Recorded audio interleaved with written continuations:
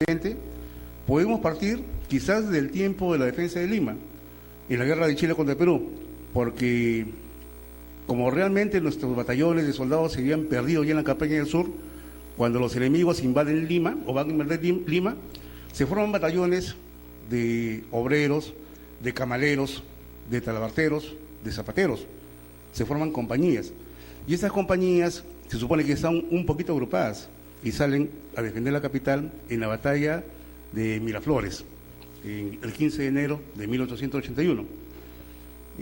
Pero también como algo de antecedente, tenemos que un año antes de la guerra, en el año 1878, el señor Manuel Figueroa, que era maestro de talleres de la Escuela de Arte y Oficios, reorganizó la Unión Universal de Artesanos. Parece que ya se están organizando ahí los gremios, pero no de repente con una ideología. Bueno, como este antecedente, partimos con la premisa, ¿no? Con las preguntas. Augusto, ¿qué nos puede decir, ¿no? En base a lo que estamos conversando? ¿Cuáles son sus impresiones de...? Bueno, los trabajadores tuvieron mucha influencia de los europeos que llegaban acá al Perú a trabajar, inmigrantes sobre todo, y las corrientes anarcosindicalistas eran las principales. Y si se estaba reorganizando después de la guerra la economía peruana, lo lógico era que también hubiera más empleo, más trabajo, etcétera, y eso diera la oportunidad para que se formen sindicatos, organizaciones de trabajadores para defender sus intereses. Nicolás. Bien, en esta línea, en primer lugar, quiero saludar este programa, de todas maneras. Es de mucha importancia que se dé este tipo de entrevistas, de debates, si es posible, porque definitivamente si queremos construir un objetivo como movimiento sindical, tenemos que ver nuestra historia. Claro. Justamente estamos viviendo momentos muy complejos de la organización del movimiento sindical.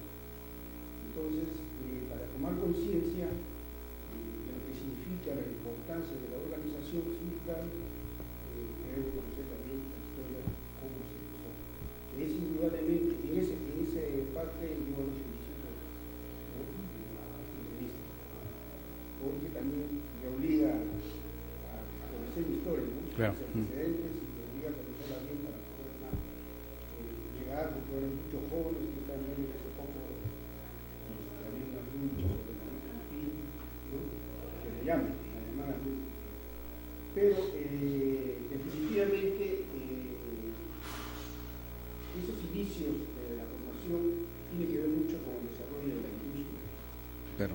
Tiene que ver mucho con el desarrollo de la industria, porque también permite el desarrollo y el crecimiento de los obreros, que naturalmente en esa época no tenían, pues ahora casi diríamos de salida de trabajo, los obligaba a organizarse para poder plantear las demandas que en ese momento seguramente se ponían a la orden del día, en este caso la una jornada que les permitiera descansar más. Entonces, como lo está señalando, a partir de 1897, ¿no? Y posteriormente ya se van formando otras organizaciones como la Federación de Carreros Estrella Roja. Sí. Entonces,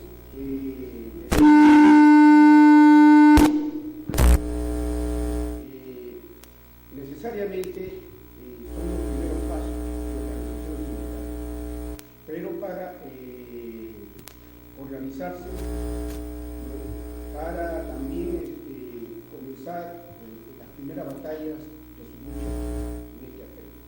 Yo creo que hay varias etapas, seguramente el mismo... Sí, en el curso del programa, claro. Vamos a ir preparando, pero últimamente el desarrollo de la clase obrera va acompañado con el desarrollo de la industria. Sí. Gracias Augusto, gracias Nicolás por haber accedido a nuestra invitación, y de verdad que es un tema bastante importante y más aún tocándolo del ángulo de la historia para que pueda permitir a los televidentes tener una visión más clara de nuestro movimiento sindical. Yo quisiera hacerles una pregunta a los dos. Hablamos indistintamente de obreros y proletarios. Entonces, ¿cómo deberíamos precisar nosotros cuando hablamos de la organización de los trabajadores ya desde sus inicios? ¿Hablamos de organizaciones de obreros o hablamos de organizaciones de proletarios? Augusto, y después continuar. Bueno, el proletariado son todos aquellos que viven de su trabajo. Los obreros son aquellos que exclusivamente trabajan en la producción, en las fábricas, etcétera. Esa es la gran diferencia que siempre se presenta entre el proletariado y obreros. Bueno, definitivamente el tema del proletariado, como lo acaba de señalar Augusto, todos los asalariados, ahí se incluyen agrícolas, trabajadores agrícolas que reciben un salario, todo lo que reciben un salario son asalariados, son caracterizados como proletarios. Pero los obreros, nosotros conocemos perfectamente bien ya por conceptos que no los voy a decir totalmente acá, pero que se trabaja en una fábrica, ¿no? Que crean la riqueza, Claro. que generan pluralidad, que producen, ¿cómo se llama?, productos. Entonces, la clase obrera, que generalmente la conocemos y que se le ha señalado muy bien como la vanguardia de todo el proletariado, ¿no?, son los que los primeros dieron sus luchas en las fábricas, ¿no?, y son diferentes a los que trabajaban en, ¿cómo se llama?, como los artesanos, todo eso. O sea, hay una clara diferencia, pero a la vez definitivamente recibían un salario y la diferencia los hacía en el lugar que estaban ubicados. En este caso puede ser fábricas o en algún lugar de trabajo, ¿no? Claro, lo gremios, sí. Tengo entendido que antiguamente se trabajaban más de 12 horas, muchas veces se llegaba a 16 horas. ¿A partir de qué momento más o menos empieza la lucha por las 8 horas y si es que hay alguna concesión ideológica atrás de esto? O sea, atrás de ¿por qué se plantea la lucha de las 8 horas? Bueno, las 8 horas empiezan en Estados Unidos más o menos por la década del 59, donde los trabajadores deciden hacer una estrategia que les permitiera la jornada de 8 horas.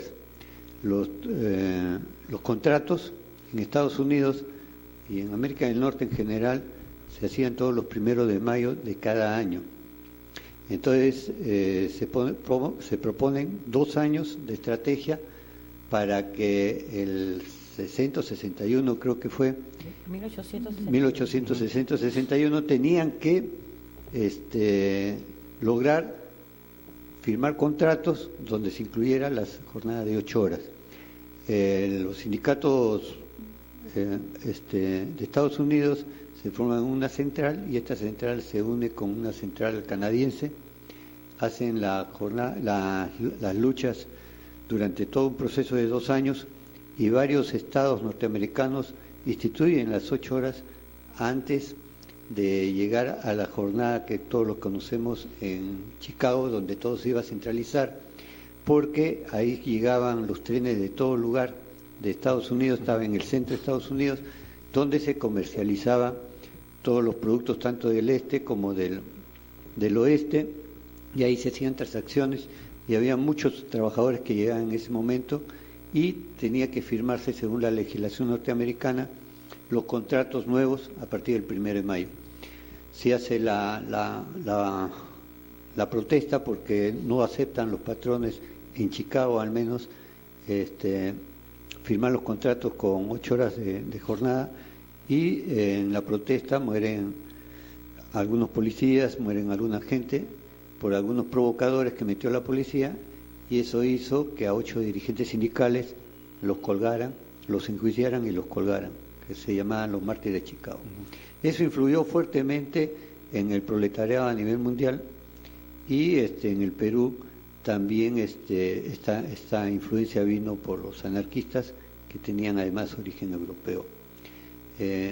Estas jornadas de 8 horas en el Perú comenzó en el Callao en 1911 con la Federación Regional Obrera Peruana, y se formaron diferentes tipos de organizaciones que fueron evolucionando.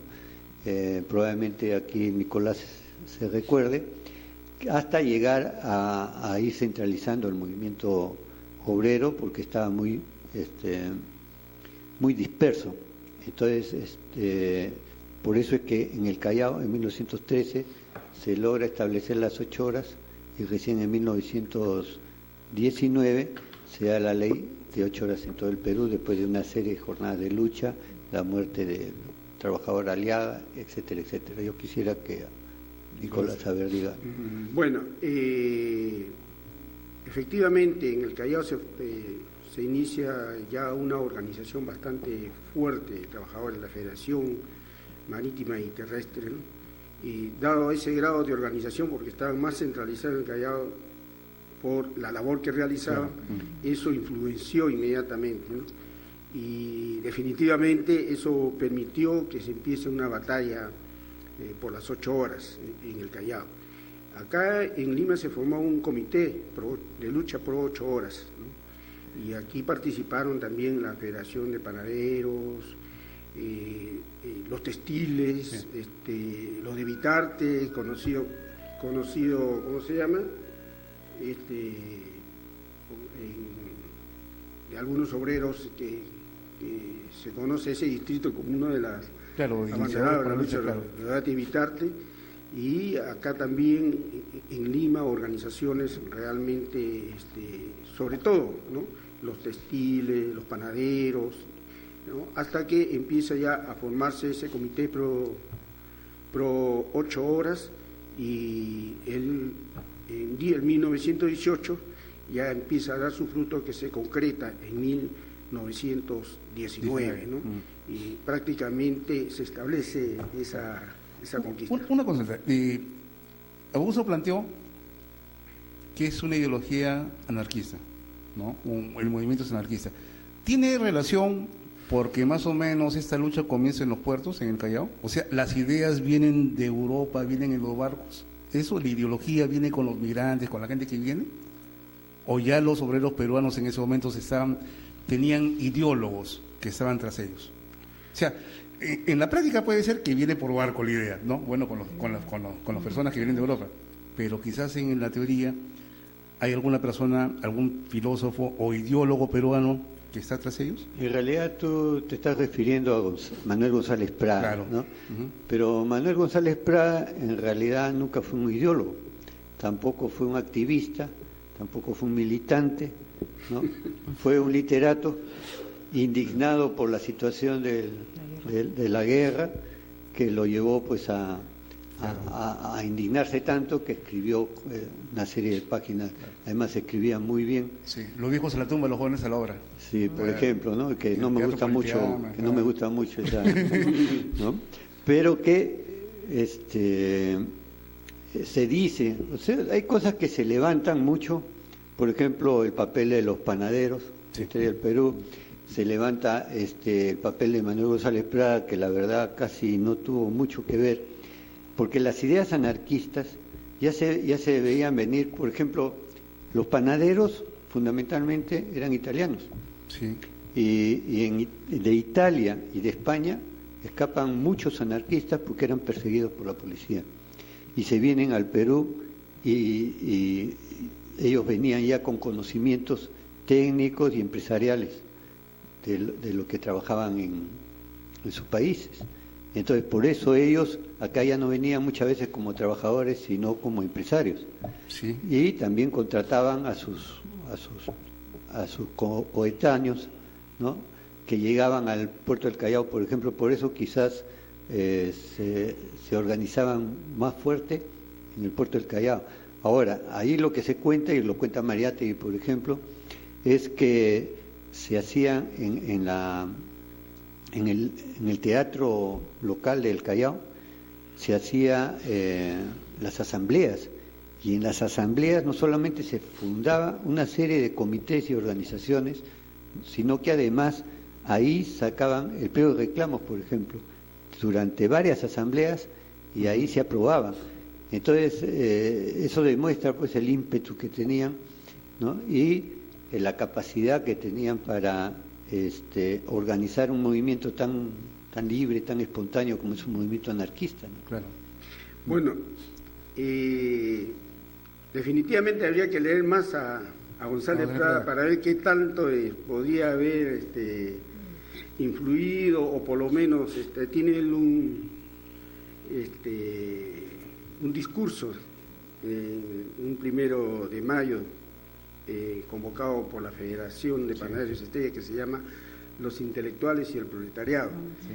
¿No? Habría que leer ese discurso. Yo definitivamente lo conozco, lo sé, y definitivamente para ver qué tanto el contenido de su discurso podría haber contribuido en algo, por lo menos.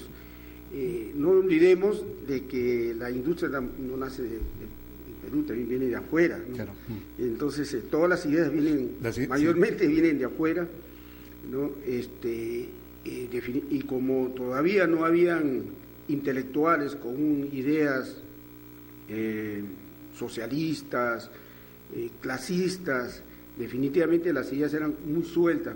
De ahí viene el tema del anarquismo. Entonces, las protestas, la lucha por determinada, pero no estaban prácticamente organizadas.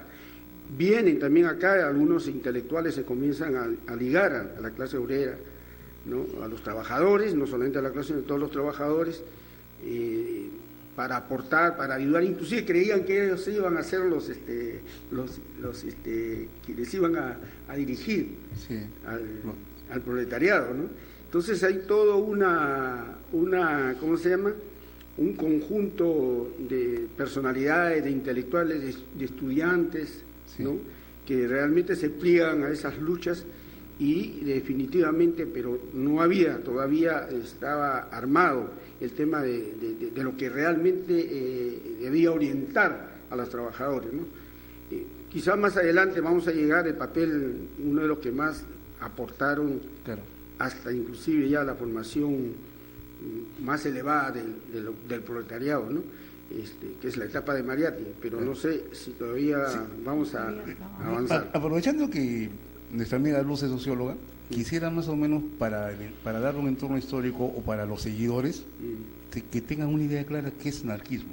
Claro, como bien lo han expresado acá nuestros invitados, estamos hablando en sí de un concepto de ideas, no una ideología totalmente formada, que también tenía bastantes variantes, ¿no? Entonces se forma en Europa, y de las indagaciones teóricas, el que se declara anarquista es Proudhon, sí, quien escribe Miseria de Filosofía, y que es un libro bastante interesante y que solamente tuvo la respuesta contundente de Marx. La respuesta de Marx no va contra el espíritu de Proudhon por la justicia, sino va a la utopía en el pensar que solamente oponerse al poder es lo que le va a garantizar un mejor porvenir al proletariado. Entonces, no vamos a desarrollar la teología de Marx, sino simplemente vamos a hablar de que Proudhon es la única evidencia real que tenemos, que donde él dice: soy anarquista y busco un mundo sin poder y sin gobernantes, sin que manden, y por un mundo libre, por un mundo de justicia, ¿no? Entonces, una serie de términos que en sí mismo son válidas para cualquier ideología, pero que él ya se declaraba anarquista. Ahora, ¿anarquista por qué? Porque en ese entonces en Europa ellos sí tenían una razón para oponerse al poder. Entonces, oponerse al poder en Europa los llevaba a irse más allá y oponerse al Estado, y pensar de que era posible una sociedad sin gobiernos, sin reglas, pero que tenía validez sí para la clase trabajadora, porque la clase trabajadora europea que ya estaba bastante industrializada, sí sentía la necesidad de tener una ideología. Entonces, encuentren los anarquistas el mejor soporte ideológico. En el año Filosofía de la Miseria se ha escrito en el año 43, 1843, y Marx le responde en 1848. Entonces, de ahí nosotros tenemos que en ese periodo se viene la Comuna de París, que también la Comuna de París tiene bastantes elementos del anarquismo, pero que Marx, al referirse a la Comuna de París, le reconoce algunos elementos importantes, a pesar de su fracaso, le reconoce elementos importantes de plantearse la comuna, de plantearse por lo menos elementos de organización. Entonces, ese sería el contexto en el cual se forma en Europa el anarquismo. Como yo le digo, el anarquismo tenía muchas variantes, pero el que tuvo bastante fuerza y peso fue el anarquismo ligado al sector laboral, o sea, el anarcosindicalismo, porque había un anarquismo bastante ligado a los intelectuales, anarquismo cristianos, por ejemplo, pero otro elemento sí que los anarquistas empezaron a hacer como una especie de un paralelo a la organización social, era la formación de mutuales, de canales de cooperación, para que se hiciera una cadena social alternativa al poder y a la explotación. Ese sería el contexto europeo. Pero como Augusto hizo referencia de que fueron los europeos que vinieron aquí, en realidad vienen a partir de 1860 a Sudamérica, se afincan en varias zonas, especialmente en Argentina, y se afincan también acá en el Callao. Entonces, ellos ya vienen con una idea diferente de lo que es la organización, no tanto de la organización sindical, sino de lo que significa la organización del capital. Entonces, el capital no puede estar basado en mano no asalariada. Quizás eso fue una de las primeras cosas que les impactó a ellos, ¿no? Mariátegui ya hace bastante referencia a ese hecho de que se encuentran acá con un fuerte peso de la oligarquía terrateniente. Sería bueno hacer mención que el periodo que va de 1895, 97 hasta 1919, que se da las 8 horas, aquí en el Perú se le llamó la República Aristocrática. Es decir, una fusión de república y de aristocracia, pero que es en ese periodo donde podríamos decir que se asienta con más fuerza el pensamiento anarcosindical. Ese es más o menos el contexto en el cual nosotros estamos desenvolviéndonos para entender mejor los orígenes, ¿no? Ha sido bastante claro, Augusto, al decir, por ejemplo, que venían, y en algunos casos ya venían y se constituían empresas. Y era lógico, porque si eran trabajadores con un régimen semifeudal en las haciendas de Vitarte, y si formaban ellos una empresa textil con salario, así fuera de 12 horas, pero con salario, era bastante atractivo para que los trabajadores se fueran a trabajar a esos sectores. Entonces, aquí sí yo quiero hacer una pequeña aclaración, no aclaración, sino un pequeño aporte. El proletariado es toda la masa, como se manejaba en la teoría europea clásica, pero Engels hace una diferencia en el manifiesto y dice, si bien existe el proletariado, existe un proletariado industrial. Ese proletariado industrial, que es el que trabaja con un régimen mucho más ordenado y además es el que tiene el trabajo más organizado del conjunto, es la clase obrera. O sea, él es el que denomina la clase obrera al proletariado industrial, ¿no? Entonces, es por eso de que cuando acá se toma bastante con fuerza al conjunto de quienes dirigen la lucha, se habla de clase obrera o a veces se habla indistintamente proletariado y clase obrera. El proletariado en realidad son todos, ¿no? Todas las masas desposeídas, ¿no? Pueden ser asalariados o no, pero del proletariado hay un sector que se va al sector industrial. Ese sector que va al sector industrial, que es el más avanzado, es la clase obrera. Ese sería más o menos el contexto en el cual nos estamos desarrollando, ¿no?